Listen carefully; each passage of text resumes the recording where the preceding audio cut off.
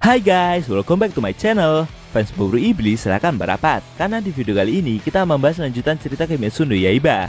Setelah Kanao yang akhirnya menangis merasakan kebahagiaan dari mendiang Kanae-san dan Shinobu-san karena dendam mereka kepada Doma telah terbalaskan. Lebih tepatnya kita akan mereview manga Kimetsu no Yaiba chapter 164 yang bersumber dari website manga kita, Mangaku atau Komiku. Buat kalian yang belum melihat review chapter sebelumnya bisa klik link di deskripsi atau bisa juga klik link di pojok kanan atas video ini ya. Dan buat kamu yang cuma ngikutin animenya atau tidak mau kena spoiler, Enkun sarankan bikin stop videonya aja dari sekarang. Nah, di chapter 164 ini pertempuran melawan iblis bulan atas berlanjut. Kali ini giliran Iguro Obanai dan Kanroji Mitsuri yang berhadapan dengan iblis bulan atas peringkat keempat. Penasaran? Oke, langsung aja kita bahas. Let's go!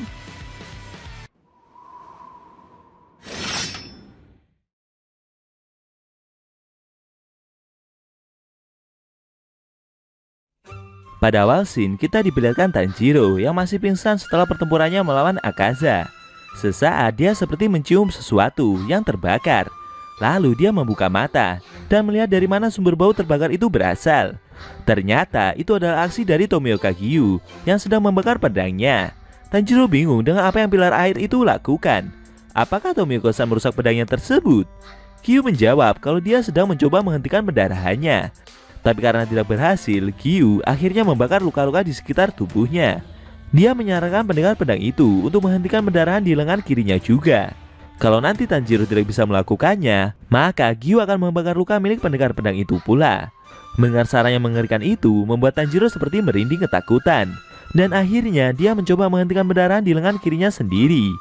Gyu mengingatkan Tanjiro jika pertarungan ini hanyalah permulaan saja, karena sasaran utama mereka adalah Muzan. Dan mereka masih harus melawan iblis bulan atas peringkat kedua dan pertama terlebih dahulu. Dengan penuh semangat, Tanjiro menjawab kalau dia akan tetap fokus. Tidak lama kemudian, Gaga para pemburu iblis menginformasikan berita jika Shinobu, Kanao, dan Inosuke telah berhasil mengalahkan iblis bulan atas peringkat kedua. Tanjiro dan Gyo mendengar hal itu terkejut. Dia bertanya kepada Gagak tersebut, apakah temannya Inosuke dan Kanao baik-baik saja? Gagak itu menjawab jika mereka berdua selamat dari pertempuran dan sekarang ini sedang berjalan bersama menyusuri lorong benteng dimensi tanpa batas. Mendengar info tersebut membuat Tanjiro berkeringat. Dia tidak menyangka dan merasa kagum. Satu persatu dari korps pemburu iblis telah berhasil mengalahkan para musuh.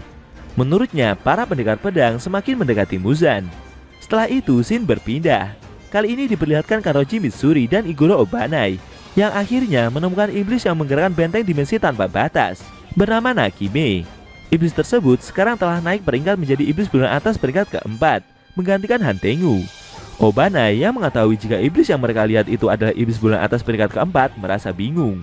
Karena sebelumnya di desa penempa pedang, para pemburu iblis telah mengalahkan iblis bulan atas tersebut.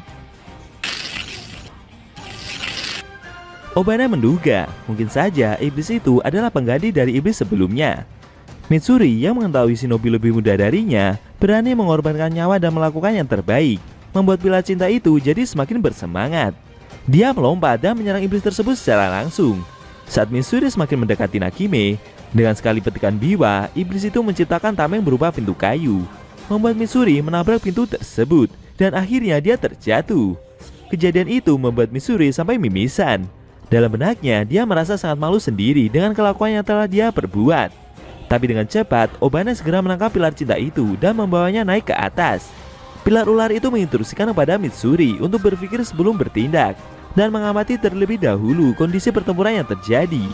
Karena mereka belum tahu juga kemampuan dari iblis bulan atas peringkat keempat tersebut.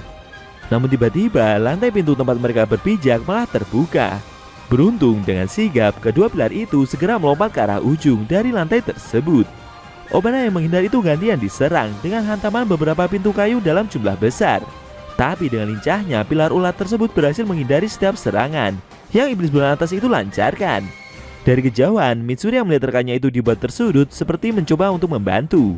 Namun secara tak terduga, dia malah dihantam pintu kayu dari bawah. Pintu lorong tersebut terus mendorong Mitsuri menuju ke atas. Mitsuri berteriak. Dia menyadari jika tetap diam saja, tubuhnya pasti menghantam atap dari gedung tersebut. Menggunakan pernafasan cintanya, akhirnya pendekar pedang itu berhasil menyelamatkan diri dengan menghancurkan pintu yang mendorongnya dari bawah tersebut. Setelah melihat jurus darah barusan, membuat pilar cinta itu jadi sedikit memahami jika iblis bulan atas tersebut bisa menggerakkan bangunan di dalam benteng, seperti layaknya tangan dan kakinya sendiri. Dengan cepat, dia segera melompat dan segera kembali melancarkan serangannya ke arah iblis bulan atas tersebut. Mitsuri berkata jika iblis itu tidak akan bisa menyerangnya dengan cara yang sama. Dan kembali lagi, Nakime mengeluarkan tameng berupa pintu kayu di sebelah kirinya. Namun kali ini, pilar cinta itu berhasil menghindar dengan melompat di atas iblis bulan atas tersebut. Lalu dia kembali melancarkan tabasan pedangnya. Tapi di luar dugaan, Nakime kembali mengeluarkan sebuah pintu di belakang Mitsuri.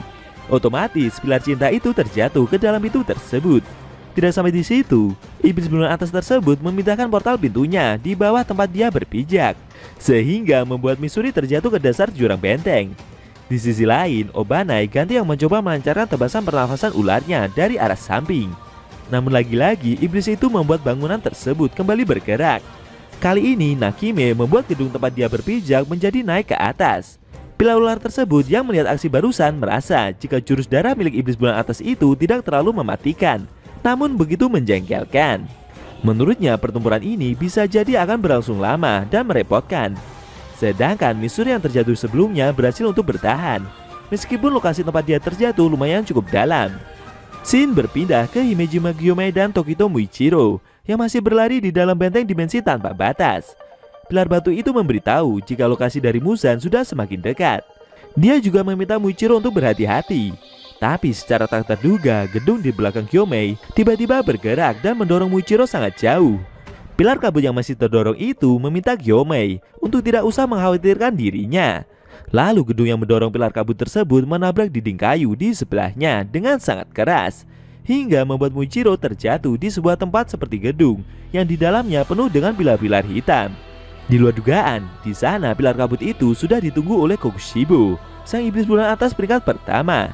Kokushibo yang melihat Muichiro itu berpikir dan merasa tidak asing dengan pendekar pedang tersebut. Sedangkan Muichiro yang menyadari jika iblis yang ada di hadapannya ini adalah iblis bulan atas peringkat pertama merasa sangat terkejut.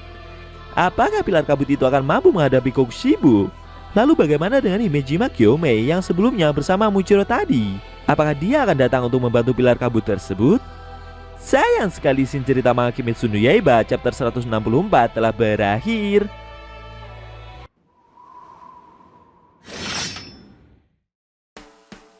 Oke guys, itu tadi review manga Kimetsu no Yaiba chapter 164 yang isinya memperlihatkan Muichiro yang akhirnya berhadapan dengan Kokushibo, sang iblis bulan atas peringkat pertama. Bagaimana menurut kamu? Jangan lupa tinggalkan komentar kalian ya. Kalau mau nonton review sebelum atau selanjutnya, bisa klik link di deskripsi. Linknya udah Mimin taruh di sana kok.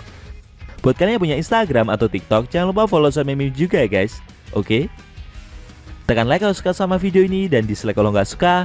Jika ada kata-kata dari Enku yang kurang pas, Enku mohon maaf. Dan sampai bertemu di video review manga Kimetsu no Yaiba selanjutnya.